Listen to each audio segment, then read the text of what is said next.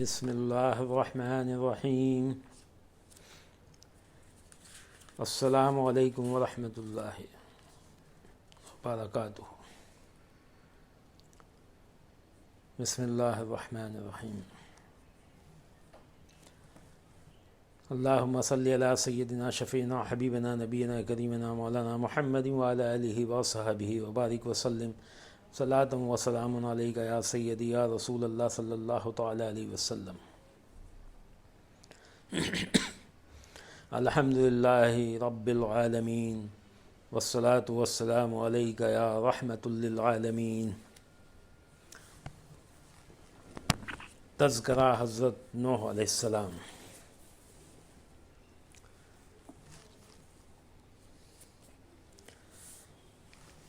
حضرت نوح علیہ السلام کے باپ کا نام لمک بن متوشلخ بن اخنو، یہ ادریس علیہ السلام کا نام ہے۔ آپ علیہ السلام کو 40 سال کے بعد اعلان نبوت کا حکم دیا گیا اور 950 یعنی 950 سال آپ اپنی قوم میں ٹھہرے اور اپنی قوم کو تبلیغ فرمائی۔ اللہ تعالیٰ نے فرمایا فَلَبِئْسَ فِيهِمْ أَلْفَ سَنَةٍ إِلَّا 50 عَامًا، تو وہ ان میں 50 سال کم 1000 برس رہے، یعنی 950 سال رہے۔ طوفان کے بعد آپ 250 سال زندہ رہے۔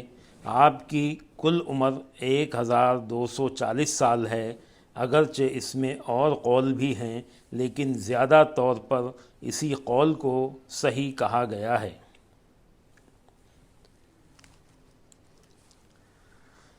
حضرت نوح علیہ السلام نے 950 سال اپنی قوم کو اللہ کی وحدانیت، گناہوں سے باز رہنے کی تبلیغ فرمائی اور ساتھ ساتھ اللہ تعالیٰ کے عذاب سے ڈراتے رہے۔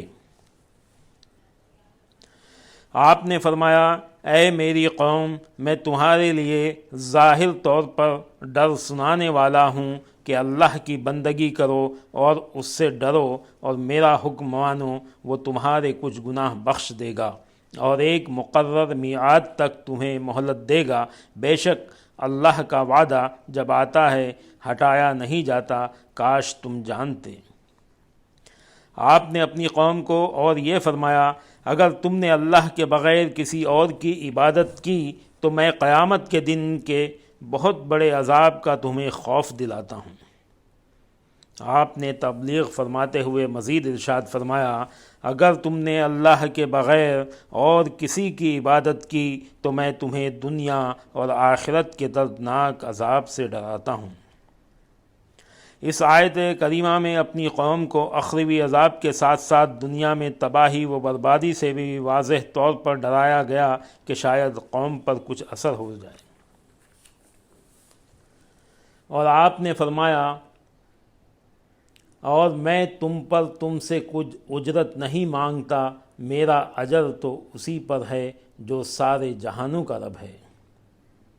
یعنی میں جو تمہیں اللہ تعالیٰ کی وحدانیت اور صرف اسی کی عبادت کرنے اور صرف اسی سے ڈرنے اور اس کے بغیر اور کسی کی عبادت کرنے پر دین و دنیا کی تباہی سے ڈرانے پر کوئی اجرت مال و دولت کا مطالبہ تو نہیں کر رہا۔ اگر تم نے اس راہ کا تعین کر لیا جو میں بتا رہا ہوں تو تمہاری کامیابی ہے، ورنہ تم ذلیل ہو جاؤ گے، تباہ و برباد ہو جاؤ گے، دین و دنیا میں خسارے میں پڑ جاؤ گے۔ اللہ تعالیٰ کے احکام تم تک پہنچانے میں مجھے تم سے کوئی غرض نہیں، کسی منصب مال و دولت کے حصول کا کوئی لالچ نہیں، صرف اللہ کے حکم سے اللہ کی رضامندی کے لیے تمہیں تبلیغ کر رہا ہوں۔ میرے اللہ تعالیٰ کو ہی مجھے اجر و ثواب عطا کرنا ہے، اس کی بے حساب رحمت کے ہوتے ہوئے مجھے تم سے کچھ غرض نہیں۔ حضرت نوح علیہ السلام نے 950 سال دن رات تبلیغ کی، لیکن قوم قریب آنے کے بجائے دور ہوتی چلی گئی۔ آپ کی تقریر کو نہ سننے کی غرض سے اپنے کانوں میں انگلیاں ٹھونستے معاذ اللہ۔ آپ سے نفرت کرتے، اپنے چہروں کو ڈھانپ لیتے۔ اللہ تعالیٰ نے فرمایا ہے، عرض کی اے میرے رب، میں نے اپنی قوم کو رات دن بلایا تو میرے بلانے سے ان کا بھاگنا بڑھا ہی ہے، اور میں نے جتنی بار انہیں بلایا کہ تو ان کو بخشے، انہوں نے اپنے کانوں میں انگلیاں دے دیں اور اپنے کپڑے اوڑھ لیے اور ہٹ دھرمی کی اور بڑا غرور کیا۔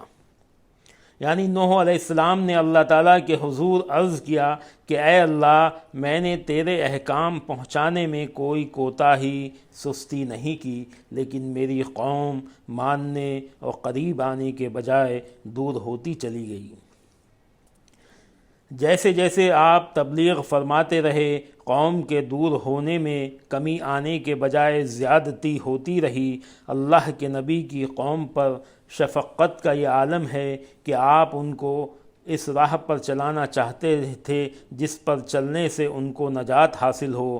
اللہ تعالیٰ ان کی مغفرت کرے، اللہ ان سے راضی ہو جائے اور وہ اللہ کے قریب ہو جائیں۔ لیکن قوم کی بدبختی کا یہ عالم ہے کہ وہ آپ سے اتنی زیادہ نفرت کرتی ہے کہ آپ کی بات سننے کے لیے تیار نہیں اور آپ کو دیکھنا انہیں گوارا نہیں۔ وہ کانوں میں اس لیے انگلیاں ٹھونس رکھتے تھے تاکہ آپ کا کلام، آپ کے پیش کردہ دلائل کو نہ سن سکیں، اپنے چہروں کو ڈھانپ کر رکھتے تھے کہ معاذ اللہ ہمیں نوح علیہ السلام کی شکل بھی نظر نہ آئے۔ اللہ کا جن پر فضل ہو وہ اللہ والوں کی باتیں سن کر ایمان لاتے ہیں، گناہوں سے باز رہتے ہیں، نیکی و تقوی اختیار کرتے ہیں۔ جو شیطان کی گرفت میں ہوتے ہیں وہ ہدایت دینے والوں کو ملائیت، فسطائیت، قدامت پسندی کے نام دے کر دین کے باغی ہو جاتے ہیں۔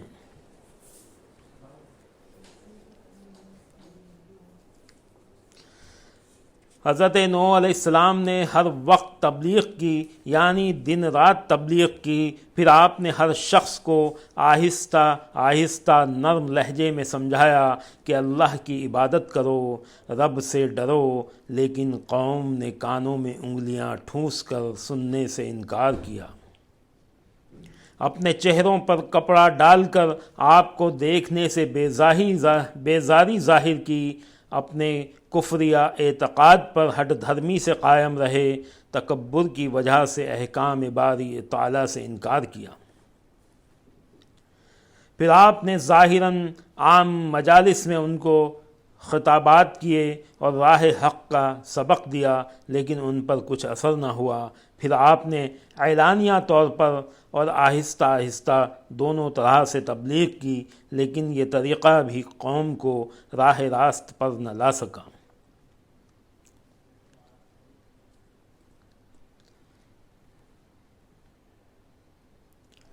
اتنا عرصہ تبلیغ کرنے کے باوجود ایمان لانے والوں کا مختصر گروہ نظر آتا ہے۔ کتنا؟ 3 لوگ، آپ کے بیٹے سام، حام، یافس، اور 3 ان کی بیویاں اور ایک نوح علیہ السلام کی زوجہ اور 70 مرد عورتیں۔ یہی ایماندار لوگ کشتی پر بھی سوار تھے، یعنی بمِ نوح علیہ السلام کے کل 78 آدمی کشتی میں سوار تھے، جن میں مرد اور عورتیں برابر تعداد میں تھیں۔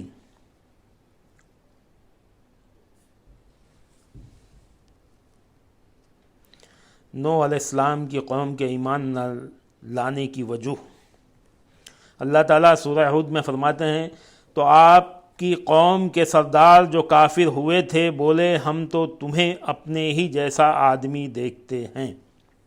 یعنی ایک وجہ قوم کے ایمان نہ لانے کی یہ تھی کہ وہ نوح علیہ السلام کو اپنے جیسا بشر سمجھنے لگے کہ ہمارے ہی جیسا بشر کبھی نبی نہیں بن سکتا۔ وہ اس سے بے خبر تھے کہ نبی کو 2 حالتیں حاصل ہوتی ہیں، ایک بشری اور دوسری نورانی۔ وہ کہنے لگے نبی تو فرشتہ ہونا چاہیے۔ سورہ مومنون میں تو آپ کی قوم کے جن سرداروں نے کفر کیا بولے یہ تو نہیں مگر تم جیسا آدمی چاہتا ہے کہ تمہارا بڑا بنے، اور اللہ تعالیٰ چاہتا تو فرشتے اتارتا، ہم نے تو یہ اگلے باپ داداؤں میں نہ سنا۔ یعنی انہوں نے یہ کہا کہ ہم نوح علیہ السلام پر کیوں ایمان لائیں، یہ تو ہمارے جیسا ہے، یہ نبوت کا دعویٰ کر کے ہم سے بڑا بننا چاہتا ہے، ہم نے تو اپنے کسی باپ دادا سے یہ نہیں سنا کہ بشر بھی نبی ہوتا ہے، اگر رب کو نبی بنانا ہی ہوتا تو کسی فرشتے کو نبی بنا کر بھیج دیتا۔ دوسری وجہ قوم کے ایمان نہ لانے کی یہ تھی کہ ہم اعلیٰ لوگ اور گھٹیا لوگ ایک ہی مذہب پر نہیں ہو سکتے۔ قوم نے کہا اور ہم نہیں دیکھتے کہ تمہاری پیروی کسی نے کی ہو مگر ہمارے کمینوں نے سرسری نظر سے، یعنی قوم کے وڈیرے سردار کہنے لگے کہ تم پر ایمان غریب گھٹیا شان والے لائے ہیں، اور انہوں نے بھی بغیر سوچ سمجھ کے سرسری نظر سے ایمان قبول کیا ہے، وہ بھی سوچتے تو ایمان نہ لاتے، یا یہ کہ ان میں سوچنے کی طاقت ہی نہیں تھی۔ ایسے گھٹیا لوگوں کے ساتھ ہم بھی ایمان لا کر ان جیسے ہو جائیں، یہ کیسے ہو سکتا ہے؟ گویا تکبر کی وجہ سے وہ ایمان نہ لائے۔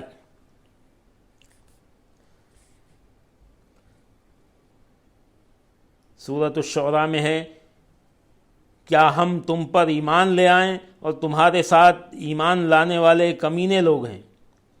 تیسری وجہ ان کے ایمان نہ لانے کی یہ تھی کہ تم اور تمہارے ساتھ ایمان لانے والے ہم پر کوئی زیادہ فضیلت تو نہیں رکھتے، یعنی نبی کی شان کو سمجھنے سے قاصر رہے، نبی کی عظمت کو نہ سمجھ سکے، اور یہ بات انہیں نہ سمجھ میں آئی کہ رب تعالیٰ کے نزدیک کسی کے مال و دولت کی زیادتی افضل ہونے کا سبب نہیں، بلکہ ایمان اور تقوی افضلیت کا سبب ہے، یہی رب تعالیٰ کی قربت کا سبب ہے۔ ان کے ایمان نہ لانے کی وجہ کا رب تعالیٰ نے ذکر فرمایا،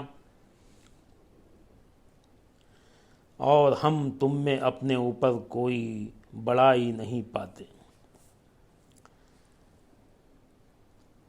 حضرت نوح علیہ السلام کا جواب سورہ اعراف کا ترجمہ ہے کہ کیا تم تعجب کرتے ہو اس پر کہ آئی تمہارے پاس نصیحت تمہارے رب کی طرف سے ایک آدمی کے ذریعے جو تم سے ہے، تاکہ وہ ڈرائے تمہیں غضب الہی سے، اور تاکہ تم پرہیزگار بن جاؤ، اور تاکہ تم پر رحم کیا جائے۔ یعنی آپ نے ان کے شبہ کا ازالہ فرمایا، وہ یہ نہیں سمجھ سکتے تھے کہ کوئی انسان بھی نبوت اور رسالت کے مرتبہ پر فائز ہو سکتا ہے اور ذات ربانی سے براہ راست فیض حاصل کر کے لوگوں تک پہنچا سکتا ہے۔ ان کا خیال تھا کہ یہ کام کوئی فرشتہ ہی کر سکتا ہے، اس لیے فرمایا کہ تمہاری حیرت و پریشانی بے محل ہے۔ اللہ تعالیٰ اگر اپنے کسی کامل اور برگزیدہ بندے کو نعمت نبوت سے سرفراز کرنا چاہے تو اس میں کوئی استحالہ نہیں۔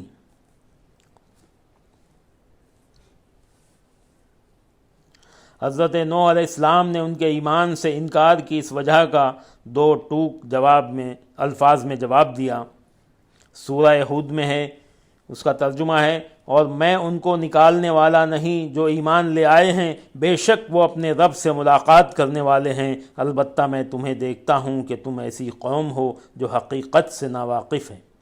یعنی انہوں نے نوح علیہ السلام سے کہا ہوگا کہ ہر وقت آپ کے ارد گرد خستہ حال لوگ حلقہ باندھے بیٹھے ہوتے ہیں، ہمارا تو جی نہیں چاہتا کہ ایسی جگہ جائیں جہاں اس قسم کے گندے غلیظ اور کمینے لوگوں کا جم گھٹا ہو، آپ ان کو اپنے ہاں سے نکل جانے کا حکم دیں، تب ہم آپ کے پاس آئیں گے۔ اسی قسم کا مطالبہ آپ کو یاد ہوگا کفار نے حضور صلی اللہ علیہ وسلم سے بھی کیا تھا۔ حضرت نوح علیہ السلام نے صاف جواب دیا، یہ ناممکن ہے کہ میں ان حق پرستوں کو تمہاری خاطر اپنے ہاں سے نکل جانے کا حکم دوں۔ تم اپنی جگہ بڑے لوگ ہو، لیکن میری نظر میں جو قدر و منزلت شمع نور کے ان دل سوختہ پروانوں کی ہے وہ گدھوں کی نہیں ہو سکتی جو دنیا کے متعفن لاش پر ٹوٹ پڑتی ہے۔ یہاں قدر و منزلت کا معیار اخلاص و تقوی ہے، دولت و ثروت نہیں۔ حضرت نوح علیہ السلام نے انہیں یہ بھی کہا کہ تمہیں تو اپنی عقل و دانش پر بڑا ناز ہوگا، لیکن میرے نزدیک تو تم انجان اور ناواقف لوگ ہو، جنہیں اب تک یہ بھی معلوم نہیں کہ شرف انسانیت کا راز کثرت مال میں مضمر نہیں، بلکہ دل کی پاکی، کردار کی بلندی اور اخلاق کی پختگی میں ہے۔ نوح علیہ السلام کی قوم پر ابتدائی وبال۔ نوح علیہ السلام نے اپنی قوم کو بار بار تبلیغ کی، لیکن قوم سے سوائے تکذیب کے کچھ حاصل نہ ہوا۔ انہوں نے جب اللہ تعالیٰ کے احکام ماننے سے انکار کر دیا تو ابتدائی طور پر اللہ تعالیٰ نے انہیں جھنجھوڑا دینے کے لیے اس طرح گرفت میں لیا کہ ان پر بارشیں برسنی ختم ہو گئیں اور ان کی عورتیں بانجھ ہو گئیں، ان کی اولاد پیدا ہونی ختم ہو گئی۔ اللہ کے نبی کی شفقت۔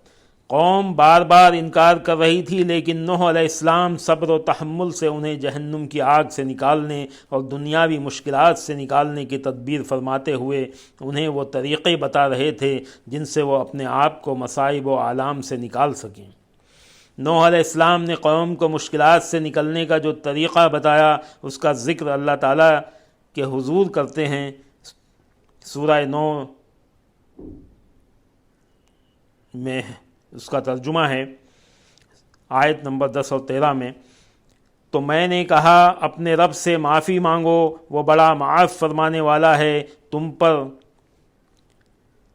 سراٹے کا موسلا دھار می بھیجے گا اور مالدار اور بیٹوں سے تمہاری مدد کرے گا، تمہارے لیے باغ بنا دے گا، تمہارے لیے نہریں بنائے گا۔ تمہیں کیا ہوا اللہ سے عزت حاصل کرنے کی امید نہیں کرتے؟ یعنی آپ نے اپنی قوم کو بتایا کہ تمہاری مشکلات کا حل صرف اللہ تعالیٰ پر ایمان لانے، اس کی یاد کرنے، اس سے ڈرنے اور اس سے معافی طلب کرنے میں ہے، لیکن قوم اپنی ہٹ دھرمی پر اس طرح قائم تھی، تکبر اتنا حد سے بڑھ چکا تھا کہ وہ ایک دوسرے کو یہی کہہ رہے تھے۔ سورہ نوح ترجمہ۔ وہ بولے ہرگز نہ چھوڑنا اپنے خداؤں کو، اور ہرگز نہ چھوڑنا ودا اور سوا یعنی یغوث اور یعوق کو اور نصر کو، یہ سب ان کے بتوں کے نام ہیں، اور بے شک انہوں نے بہتوں کو بہکایا۔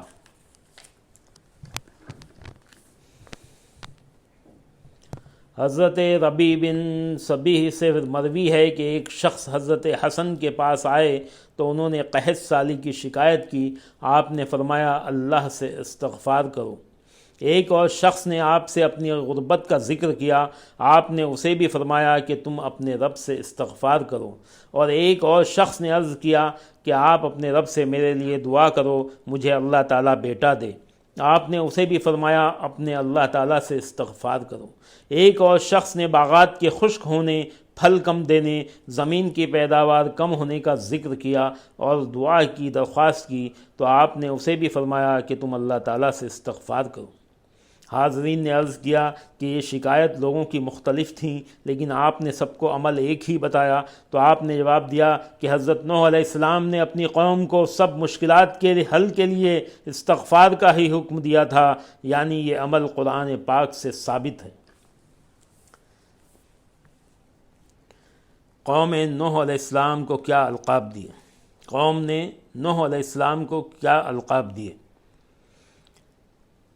حضرت نوح علیہ السلام اللہ تعالیٰ کے وہ نبی جنہوں نے دن رات قوم کو دنیاوی اور اخروی عذاب سے بچانے کے لیے اور انہیں راہ راست پر لانے کے لیے ایک کر رکھے تھے، لیکن قوم نے آپ کو گمراہ، جھوٹا، مجنون، دیوانہ وغیرہ القاب دے رکھے تھے۔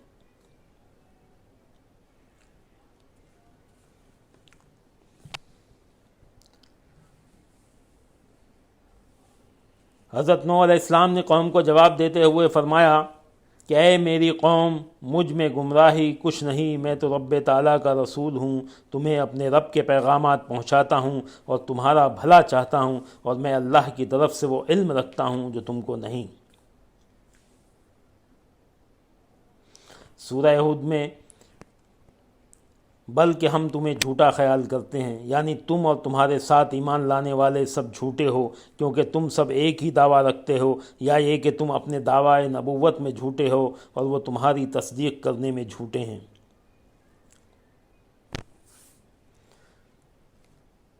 سورہ مومنون میں ہے، اس کا ترجمہ وہ تو نہیں مگر ایک دیوانہ مرد، تو کچھ زمانے تک اس کا انتظار کیے رہو۔ یعنی انتظار کرو، ہو سکتا ہے کہ اپنی دیوانگی سے کچھ افاقہ ہو جائے اور اپنا دعوی نبوت چھوڑ دے، یا اس پر موت آ جائے تو ہماری جان ہی اس سے چھوٹ جائے۔ کچھ سنجیدہ لوگ یہ بھی کہتے تھے کہ انتظار کرو، اگر یہ سچا نبی ہے تو اللہ تعالیٰ کی امداد کرے گا، اللہ تعالیٰ اس کی امداد کرے گا، اور اگر جھوٹا ہے تو اللہ تعالیٰ اسے رسوا کرے گا اور ہماری جان اس سے چھوٹ جائے گی۔ لیکن ایسا سوچنے والے بھی ایمان نہ لا سکے۔ جب اللہ تعالیٰ کی امداد نوح علیہ السلام کے لیے آ گئی تو یہ بھی غرق ہو گئے۔ ان سے پہلے نوح علیہ السلام کی قوم نے جھٹلایا تو ہمارے بندے کو جھوٹا کہا اور بولے وہ مجنون ہے، اسے جھڑکا گیا۔ سورۃ القمر۔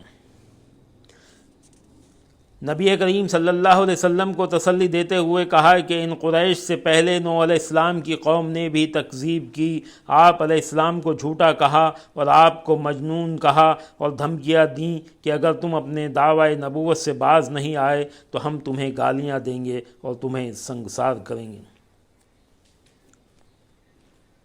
نوح علیہ السلام کی قوم کی دھمکیاں اور سختیاں۔ سورہ شعراء میں ہے ترجمہ، بولے اے نوح اگر تم باز نہ آئے تو ضرور سنگسار کیے جاؤ گے۔ تفسیر جلالین میں مرجومین کے دو معنی بیان کیے گئے ہیں، ایک یہ کہ تمہیں گالیاں دی جائیں گی اور دوسرا یہ کہ تمہیں سنگسار کیا جائے گا۔ ابن عساکر نے حضرت ابن عباس رضی اللہ عنہ سے روایت کی کہ حضرت نوح علیہ السلام کی قوم نے آپ کو مار مار کر شدید زخمی کر دیا، آپ کو اونی کپڑے میں لپیٹ کر آپ کے گھر پھینک دیا اور یہ خیال کیا کہ آپ علیہ السلام فوت ہو چکے ہیں، لیکن آپ اسی حالت میں نکل کر پھر انہیں دعوت حق دینے لگے۔ ایک دفعہ ایک بوڑھا شخص جو لاٹھی کے سہارے چل رہا تھا، اس نے اپنے بچے کو اٹھایا ہوا تھا، حضرت نوح علیہ السلام کو دیکھ کر اپنے بیٹے کو کہنے لگا کہ اے میرے بیٹے، دیکھنا اس بوڑھے شخص کے جال میں نہ پھنسنا، یہ تمہیں کہیں دھوکے میں نہ ڈالے۔ باپ کی بات سن کر بیٹے نے کہا اے میرے ابا، مجھے اتار دو اور اپنا ڈنڈا مجھے دے دو۔ باپ نے بیٹے کو اتار کر ڈنڈا اس کے ہاتھ میں تھما دیا۔ اس چھوٹے لڑکے نے نوح علیہ السلام کے قریب آ کر آپ کو ڈنڈا دے مارا جو آپ کے سر پر لگا، آپ زخمی ہو گئے، خون جاری ہو گیا۔ یہ ماجرا دیکھ کر نوح علیہ السلام نے رب کے حضور التجا کی، اے اللہ تیرے بندے جو میرے ساتھ سلوک کر رہے ہیں اسے تو دیکھ رہا ہے، اے اللہ اگر تو اپنے بندوں کو زندہ رکھنا ہی چاہتا ہے تو انہیں ہدایت دے، یا اپنا کوئی فیصلہ کرنے تک مجھے صبر دے تو بہتر فیصلہ کرنے والا ہے۔ رب تعالیٰ نے ارشاد فرمایا، سورہ ہود آیت نمبر 36، اور نوح کو وحی ہوئی کہ تمہاری قوم سے مسلمان نہ ہوں گے مگر جتنے ایمان لا چکے، تو غم نہ کھا اس پر جو وہ کرتے ہیں۔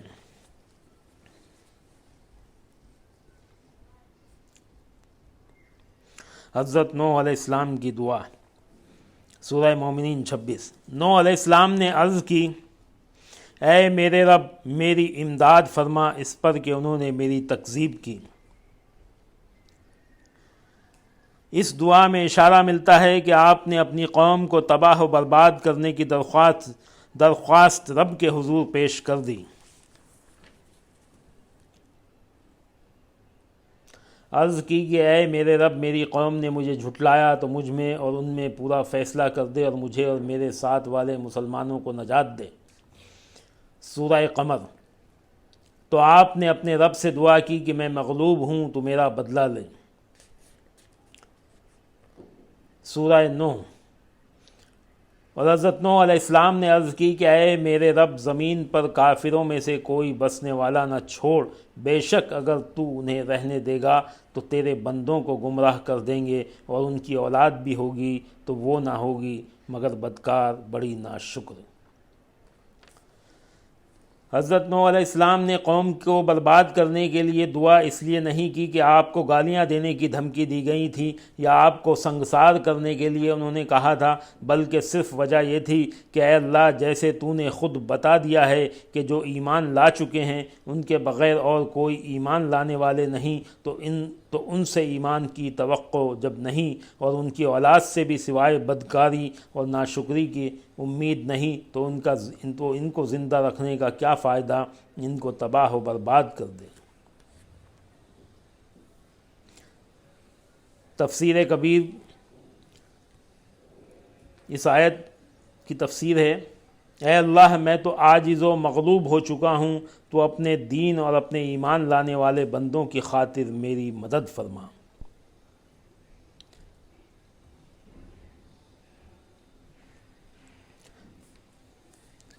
باقی آئندہ انشاءاللہ۔ اللہم صلی علی سیدنا مولانا محمد وعلی آلہ وصحبہ وبارک وسلم صلاۃ و سلام علیک یا سیدی یا رسول اللہ صلی اللہ تعالی علیہ وسلم۔